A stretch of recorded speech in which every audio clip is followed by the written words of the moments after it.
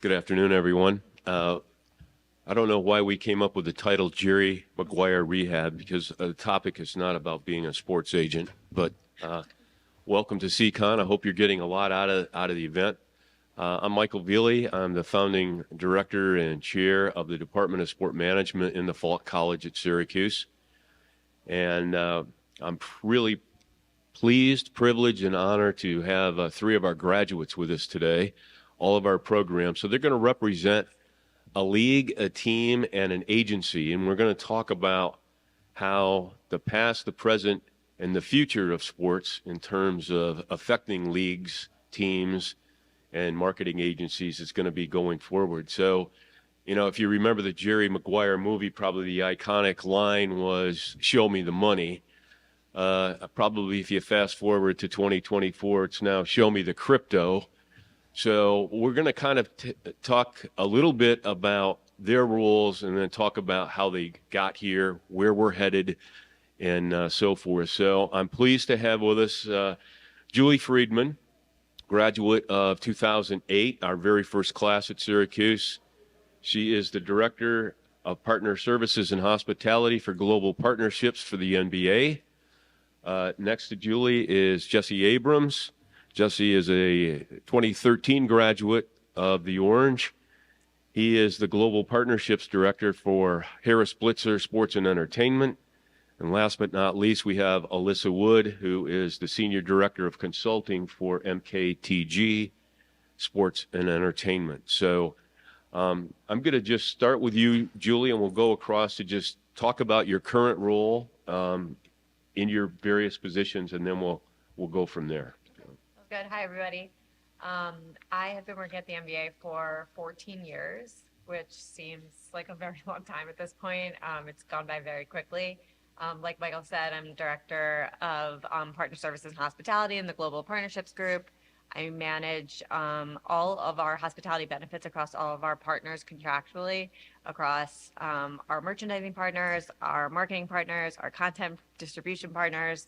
The list goes on. And we handle all the hospitality across all the leagues affiliated with the NBA, NBA, WNBA, USA Basketball, a little bit of G League. So we keep busy, but it's been great working at the NBA for all these years. No year is the same. I think that's what kept me all this time. But yeah, pass it over to Jesse. Actually had a little stint there as well. Thanks, Julie. Yeah, honored to be here representing Syracuse. And my current role with Harris Blitzer Sports and Entertainment is the Director of Global Partnerships. So as our organization has grown, Josh and David, our managing partners, have continued to grow this sports portfolio to be a top 5 valued one by Forbes in the world. And as the portfolio has grown, they are looking to find partnerships to span across multiple teams. So rather than having just a individual partnership with one team like the New Jersey Devils or the Philadelphia 76ers or the Washington Commanders or Joe Gibbs Racing of NASCAR or English Premier League Soccer with Crystal Palace, they're looking to find, multi-property partnerships. So that is what we're going out to market to find is, helping us have efficiencies to drive more top-line revenue for their organization, but also help us be more efficient, right? So for a brand or for Alyssa at an agency being called upon by a partnership person from the Devils on Monday, the Commanders on Tuesday, and the Sixers on Wednesday is not really fair to any brand or any agency. And it's just a more efficient way that we can, optimize what we're doing as an organization. This is a new venture that started in January. So I previously worked at the New Jersey Devils and Prudential Center for 6 seasons, managing their partners. I was on the partnership activation team, so I was an account management rep, helping them with their consulting, their marketing, tickets and hospitality. Then I transitioned over to the 76ers, did that for 4 seasons. And now with this new function, having worked across our 2 primary properties, now helping with global partnerships. I did also start my career at Team Epic, which is an MKTG agency, which is where Alyssa works now. Hi, everyone. My name's Alyssa Wood. I graduated from Syracuse in 2015, and then 6 weeks later started at Team Epic, now MKTG. So I've been there for 9 years. I've covered a variety of different clients and partners. So over the years, I've worked with AT&T on their college sports program, Avis on their relationship with PGA Tour. I currently lead our business with Ally and their women's sports endeavors. So hopefully a lot of you have seen those coming through, especially with all the topics here about women's sports and the emergence of all the great work we've been doing. And also I lead our Jack in the Box business. So now that we're in Vegas, you guys can all go have Jack in the Box. Usually when we're on the East Coast, it's a lot harder to talk about my lovely client, but essentially we manage all their grassroots partnerships, mostly Texas and West, where all their stores are, as well as their breakdancing relationships. So anybody that is watching the 2024 Paris Olympics, be sure to tune in for the breakdancing championships and go Team USA. Very good. I think one of the things that all of us have to learn when you get into sports is you have to be adaptable because it changes constantly. And I want you to talk about, we're going to talk about the past first. So when you first came to Syracuse and your career aspirations, think about what you were hoping to do, because I know when I ask our freshman class, who wants to be a sports agent, who wants to be a general manager, 95% of the hands in the room go up. And that's fine. We're not here to bust anyone's dreams, but at some point, reality 101 hits. Talk about when you started at Syracuse, how you adapted once you started getting more classes and understanding more about the industry, and how that changed for each of you. Yeah, so I really age myself when I talk about my time at Syracuse because sports management didn't exist when I was there or when I first started as a freshman. I was in the business school and I had a passion for sports, a passion for event planning, a passion for how corporate companies work with sports to enhance their brand and gain more awareness via sports. But there was nothing at Syracuse at the time that could offer me any of those things. And I truly remember the day where I don't know where or how I found this like printed pamphlet, and it said Syracuse sports management major was coming, like coming soon. And it had the picture of the dome on it and a picture of, you know, Syracuse sports on it. And I was like, I'm sold by this like little piece of paper. I'm going to do this. So I found Professor Veely and maybe two other people that were working on it at the time. And I said, how can I transfer in? And there truly wasn't anything to transfer into at the time. I don't even think there was a staff. Like there was nothing besides the pamphlet and Professor Veely. But I transferred in as a sophomore. And from there, got into some of the very preliminary courses that they put together to cobble together this major at the time. And in since I started as a sophomore, only the 3 years that I was in it, I really felt like we were helping them develop the program. We were talking to them about the classes that we were interested. I was telling him I needed to go abroad. There was no world where I wasn't going abroad. I didn't want to do my capstone during college because I refused to miss a semester of college. It's the only 4 years that you get that in your life. So we were paving the way, like trying to figure out how this major was going to fit into Syracuse, how it would fit for the students, what classes were going to be beneficial to both the staff and the students. And it was kind of like running a startup, to be honest, in a very, amazing campus, amazing school. And when I got to Syracuse and I wanted to go to Syracuse, it was the sports and the campus and the community there that convinced me to go there. I also visited on a very beautiful day, which was very deceiving. But that pamphlet sold me. And when we transferred in, it was just so nice to be so close to your professors and the people that were running the major. And it developed as the years went on. The best experience that I had there were my internships, of course. I worked for Brandon Steiner, that some of you may have heard today. That was a long time ago, very, very educational. I worked at the New York City Sports Commission, which is where I did my capstone. And then from there, I graduated in 2008, which was not a good time to graduate. Nobody was hiring. Didn't matter what kind of experience you had. It was a really tough time. So I started working for a small event planning company, and we were doing poker tournaments and random tennis events. And it was kind of what I wanted to do, but not exactly. But I didn't really have a choice at the time. Fast forward a little, I got a temporary job at Major League Soccer. And I worked there for a year. And I loved it. It was like working for what I call like a baby league back then. You got to do everything because there was not a lot of people working there. And at the end of the year term, it was still kind of in the, recession, and they couldn't hire. So I was kind of in this tough spot. And I was always told in Syracuse that you really like can't get through working in sports without trying to sell. And I was determined to never have to sell a thing.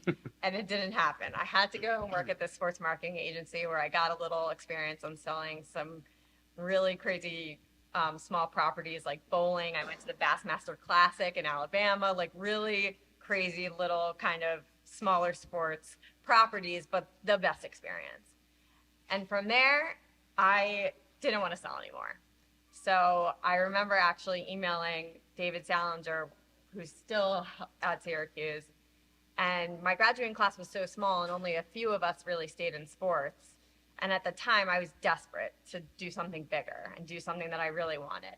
So I emailed David and I said, what can I do for you to email me the entire board's email list, the Syracuse board? And I was begging him for that list. And he was like, don't tell anyone, but here's the list. So I emailed everyone on the list, told them my whole life story. And I had one guy that said, you sound a lot like my friend. She works at the NBA. Here's her email address. He didn't even give me an intro. He just gave me the email address. And that person hired me at the NBA. She's still there today. And 14 years later, it was all because of the Syracuse connection.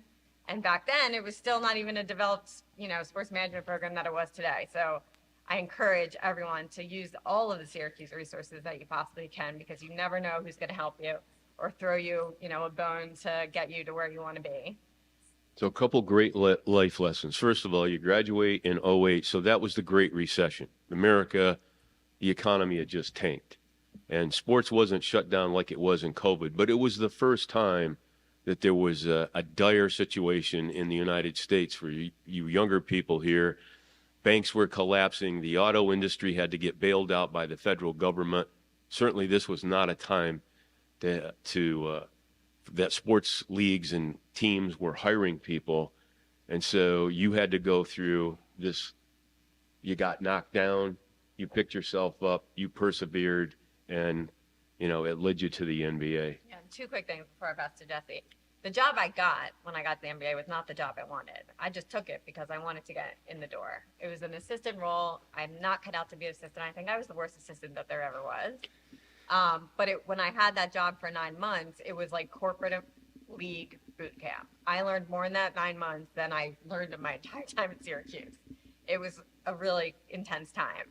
But I'm so grateful for it now. In hindsight, having those 9 months, luckily I was only in that role for 9 months.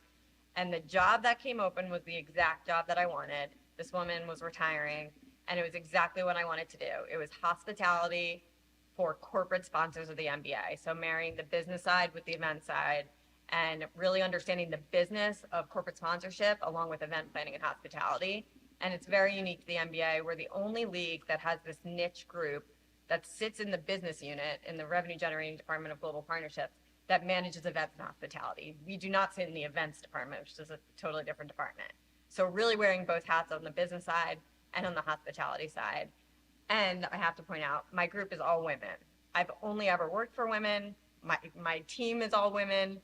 And it's amazing to hear all these topics about women in sports, but to me, it's always been women's in sports. It probably will continue to be based on the dynamic of my group. But it's a proud thing to say. So 14 years, all women. Here I am. Follow that, Jesse. Tough. She got applause. Well, I was going to compliment Julie anyway for sort of trailblazing the program for us, so that's an easier place to start. I mean, I played basketball in high school and realized very quickly that I could not run fast and could not jump high, and I needed to find another way to stay around sport. And I think when I was looking at college and trying to figure out an education, the Syracuse Sport Management program at the time had enough to sell me, and I was emphatic about being around a Division I program and understanding everything that you could learn just from surrounding yourself in an environment that you would want to picture yourself working in one day.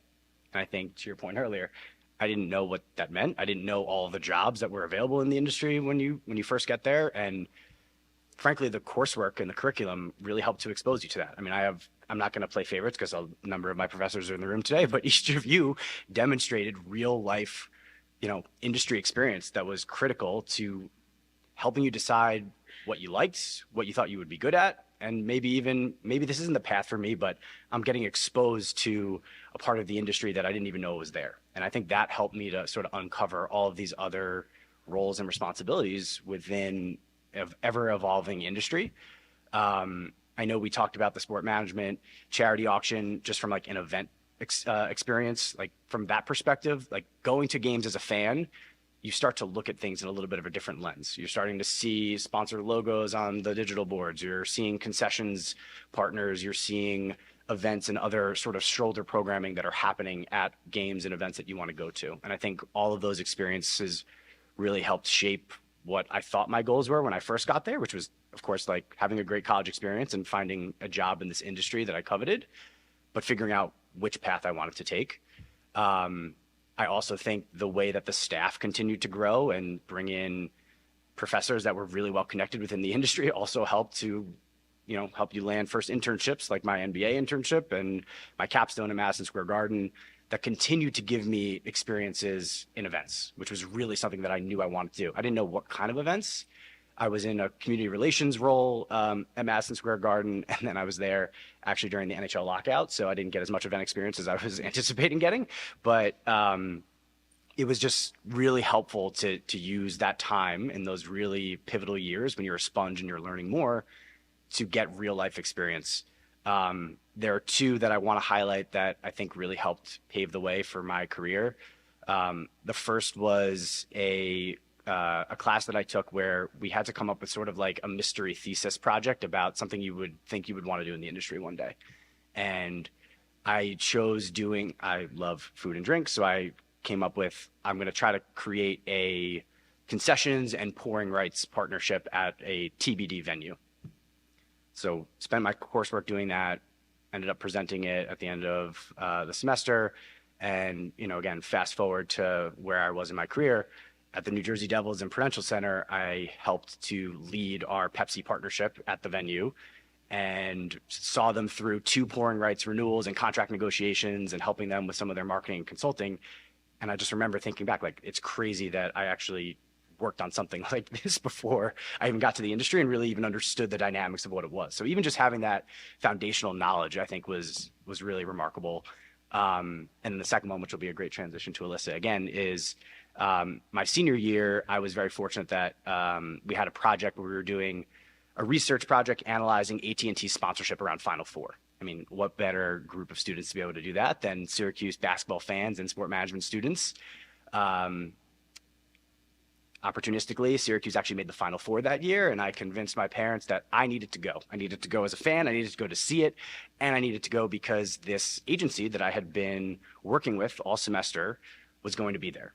And where I was not only going to have an opportunity to see them in the classroom, but have an opportunity to get FaceTime with them, be in a room, see their convention center experiential activation, and just get that FaceTime with them. And I went. Syracuse didn't win the championship, which was very devastating, but I still had an amazing experience there.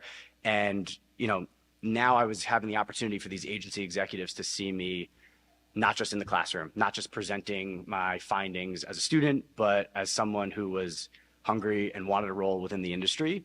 And I was very fortunate that I was offered an interview, which ended up being my first job in sports, which was at Team Epic and MKTG. So Syracuse really put me in a position to succeed, and I'm extremely grateful for that. Yeah, I can go next because I'm next in line.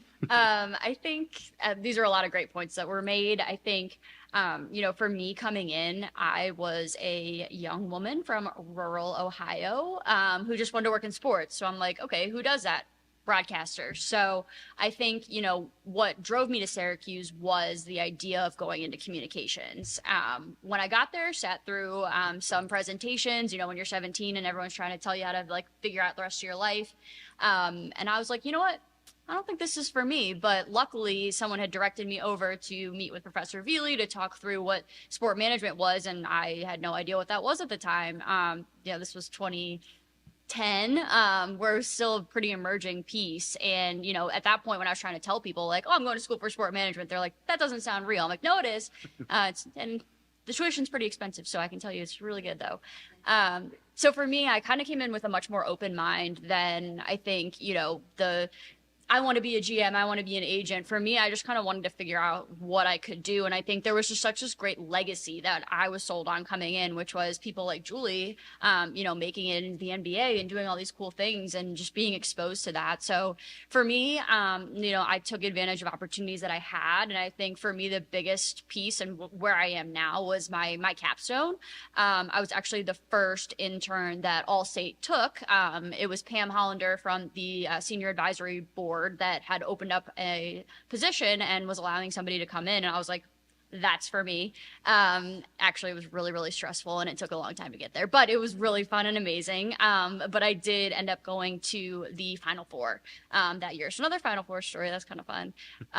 And as a result of that, you know, I was interviewing for positions at the same time. And I ended up reaching out to another former classmate who was at Team Epic at the time, letting them know that I just had this amazing experience and I was looking to, you know, continue on from that. And that's how I got my job at MKTG, and it's kind of all gone from there. So, you know, for me, the network has been everything. You know, when I was 22, I was trying to do the coolest possible thing that I could. It wasn't always strategic. It was like, what is the coolest thing I can do, and how can I work hard and try to make something out of this? And, you know, that's what took me to MKTG. As Professor Veely was talking about earlier, things change all the time. And luckily for me, you know, a lot of my job is really figuring out what's cool and what's next and what people want to be a part of, and then figuring out how to build partnerships from that. So, yeah. Well, let's talk about that a little bit. So things are always changing. So we'll bring it to the present. So all of you either have been somewhere, in Julie's case, close to 20 years now since you first were looking at schools, to, you know, Alyssa back in 2010. So over the last decade and a half, there's been a huge shift in sports. Big time. There was no social media. There was no video streaming. There was no legalized sports gambling. Technology isn't near what it is today. So we've seen this huge paradigm shift. Which sectors of the industry have shifted your responsibilities more to, you know, making the company money? You want me to bring it in? Sure, go ahead. Two things come to mind as major shifts in my specific role. One is bigger picture, one's a little bit on the smaller side. The smaller side is my team, we deal with thousands and thousands of tickets any given year. And up until the pandemic, it was all hard tickets. And hard tickets is its own beast on its own of dealing with them, distributing them, tracking them, et cetera, seating, et cetera. When the world changed and everything went digital, our entire company had to make a huge shift, not only on managing digital tickets, but teaching our clients how to use digital tickets, just getting everyone up to speed on current technology. And at the time, change is difficult for everybody. I didn't want digital tickets. We were always doing hard tickets. Our clients didn't want digital tickets. A hard ticket was a commemorative item. People saved hard tickets. And when that completely went out the window, my team's entire process and dynamic and how we manage every single event changed. So digital tickets for us now is part of our life. It doesn't really seem like a big deal. It's just we're so used to it. But on the event side and the hospitality side, it was a big shift. From a bigger perspective, as far as what's really shifted, I mean, I have to give some credit to the WNBA. The WNBA All-Star Game is coming up this Saturday in Phoenix. Tune in. It's our first ever WNBA All-Star Game that's sold out. That was not even imaginable when I first started at the NBA. The WNBA has not even been profitable until I think maybe last year. They just got chartered flights. The popularity of that league, and I know a lot of people have been talking about it over the conference, is truly remarkable. I was explaining to my colleague earlier that behind the scenes, the WNBA is this small little league that lives in the NBA, uses all the NBA resources, but the WNBA employees themselves are this really small team that truly don't have enough bandwidth to meet the moment that the W is experiencing at the moment. So it looks great to the outside world, really clean cut, amazing. The league's getting so much popularity, but it is very difficult to figure it all out behind the scenes. And it's a good problem to have. I mean, we've never been in this situation before. From a sponsorship perspective, our sponsors would come on, invest in the NBA, and we would say, okay, you're going to invest in the NBA for this amount of money, you're going to get all these benefits, but you also have to give a small investment to the W if you want to be an NBA partner. That's not even a thing anymore. The NBA has its own, WNBA has its own roster of partners that have nothing to do with the NBA. And so it's just amazing over the years to have watched what the WNBA has become, where it's going. And this weekend in Phoenix is going to like literally be like their biggest event that they've ever had. And I think, yeah, just to build off of that, from my perspective, representing the sponsors and the corporate clients, the W is not reaching out to clients. Like, the clients are going straight to the W. They want to be a part of it. They want to be a part of the movement and the change. And it's just a very different dynamic. As Julie mentioned, a lot of the deals that I've done over the years, it was, all right, you're going to work with the Lakers and then we're going to throw in the Sparks. And now you have such a demand where we no longer have to view women's sports in that regard. And it's such a powerful movement that's been made. Yeah, I mean, I would say too, I think attaching the right partners to the right platforms are really important too, right? Like, these brands are really trying to break through the clutter of, there's so much content, there's so much media, there's so much that any consumer can pay attention to out there. So how do I show up in the right way to support a league or support a sport or support a team that's really important to me, and doing it in an authentic way that adds value to the fans' experience, right? Like, you don't just want to pop up and feel inauthentic. The other thing that I think has evolved just in the sponsorship lane is, like, even just what sponsorship is, right? As platforms change, everything else changes. So sponsorship used to be signs and brand awareness, and now brands are really challenging us to provide proof of performance in a way that is very different than what was, many years ago too. Our old CEO used to say, don't let facts get in the way of a good story, like, be an incredible storyteller. And frankly, my favorite part of my job was those recap and renewal meetings at the end of a partnership season, right? You're talking about all of the hard work that we've done in our careers and in our events and our experiences, and you're trying to tell that story to a partner to say, here's what we ideated on at the beginning of the contract or beginning of the year. Here's where we over-delivered for you well beyond the confines of the contract. Here's the results that you had. And if you don't have those results, like, your story, no matter how great your team was on the court, on the field, you need those social media impressions. You need those media values. You need to pair that story with the analytics that are really going to say, yes, this was a good use of our sponsorship dollars. So I think that evolution has really changed things for us. And I think finding the right partners that understand that. There's some really sophisticated brands that have a fully buttoned up strategy of how they want to show up and how they want to do it. There are others that are really looking to us from the team and property side, from the agency side, from the league side, to say, here's a case study of worked really, really well, either with a brand that's in your category or that has similar partnership objectives. If ultimately, and I think we're going to get to this in a bit when we start talking about the future, but like, if you're an emerging category or a new brand or a new company, you want to first probably have some brand awareness out there to try to get yourself some credibility. Then you're ultimately going to try to use the audiences that sports and entertainment provide, a really engaged fan base, to drive consideration for your product or your service, and then hopefully conversion, hopefully sales. And it's our job to make sure that we are not only managing that throughout the year, but really effectively reporting it at the end of the season. I think, too, building off of that is really, what is PR and how is it working for you? And I think, when I first started, it was very much, we would plan for a program or plan for a new sponsorship, and the last people you would call would be the PR people. They would call all the news stations and say, hey, do you want to talk about this? Where my clients are going, or at least the ones that are trying to tell that powerful story that Jesse's talking about, PR is in the room from minute one. And where we used to measure PR is like, okay, how many impressions, how many people are going to see this? Now it's what do people feel and how do they feel about your brand? So, a lot of the work that's being done in the women's space in particular, it's not necessarily just, oh, we're going to sign a partnership. It's, we're going to sign a partnership that's going to, put money into players' pockets. We're going to sign a partnership that is going to benefit a community. You have all these different, and that is what people care about now. People, the consumer is much more savvy. They want to feel something about your brand. And, in some cases, I also represent a brand that's trying to sell more burgers. That's a harder story to get people behind, versus like, okay, we're going to try to, fight for equity for women. Basically the same, but A follow-up question on this. So it's so critical now to provide a client with ROI. How much are you using analytics to measure consumer behavior, to measure the effectiveness of brand strategy with aligning a particular product with this segment of the population that they're trying to reach? Okay. yeah, go ahead. Sorry. So one of my favorite jobs, frankly, working in partnerships is the fact that we interface with every other department within the organization. Like, while we may be the client-facing representatives, we understand that there are experts in every field that fills a sponsorship, that we need to get that data to make sure that we're telling the right story or pulling on the right lever to activate with our fans.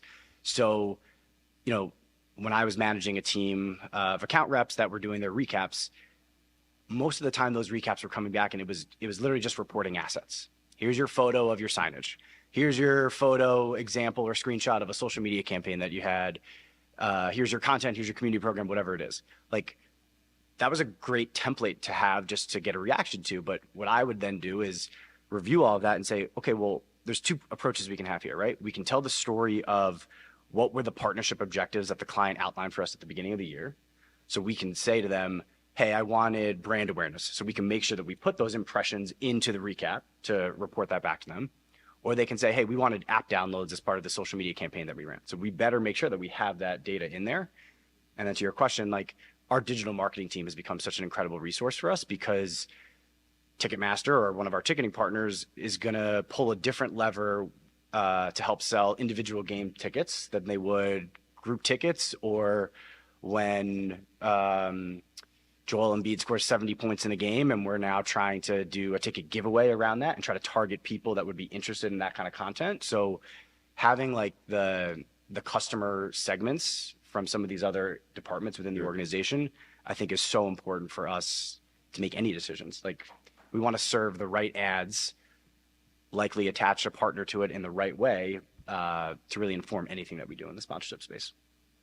And there are parts of sponsorship that are just very difficult to measure. I think, like anything, analytics is an investment. And especially when you start talking about the effectiveness of sponsorship or how people are receptive to your brand, that requires a lot of things like in-depth interviews and surveying and time and resources. So we have in particular have a lot of clients that are on the forefront of that. They want to hear all of those things. And then there are others that are just like, nah, like, doesn't really fit into our budgets right now. So, it's a challenge for us because obviously we see a ton of value in it and we want to talk to, those more intangible pieces of the business. But some clients, they have their certain KPIs that they want to hit, and that's that. So really it depends, I think, on your audience and what exactly you're trying to do. But, we're in an age where you can learn a heck of a lot about people and make some really smart decisions. And I think, the leagues and the teams and the brands that are taking advantage of that are going to end up tenfold, over the next several years because they've made that investment. Great insight on the present. Let's talk about the future. I want you to gaze into your crystal ball here and figure out, you've seen everything that's happened over the last decade and a half while you've been in the industry. Now you got to forecast the future. Where do you think we're headed with everything that's going on with things like NIL and AI and e-commerce and media rights streaming, so on and so forth? And how's that going to impact you? So I think what's been surprising to me recently are some companies that have never associated themselves with sports before that are recently very engaged and want to invest a lot in the NBA. We just signed a wine partner for the first time, which doesn't sound that crazy, but we've never had a wine partner before. So it's a new investment for a wine distributor. It's literally a family-owned business of wine that it has now invested in the NBA. Or Emirates is now a partner for us. So that's an international airline that is now our official airline partner of the NBA. Airline is not new to sponsorship, but Emirates certainly is from an international perspective. Bumble is a category that is interested in the WNBA. So there's all these categories of companies out there. I mean, gaming and betting is brand new since I've, been working at the league. So there's all these companies out there that you would never think to associate with sports that see the value because the product is so good, because the fans are so invested, that sometimes ROI is just like, those are numbers. I think really it's the feeling that, sports give to the fan base to then give to the customers of Bumble or Emirates or a wine distributor that make them want to be partners with the NBA or any sports league. So for me, it's like, what's so interesting is working with these new companies that you never thought you'd be working with by working at a sports league. So that's definitely something I'm so interested to see what new companies will come out of the woodwork next, what, industry is going to be investing in sports. And I really think it's, there's no limit to that. Yeah.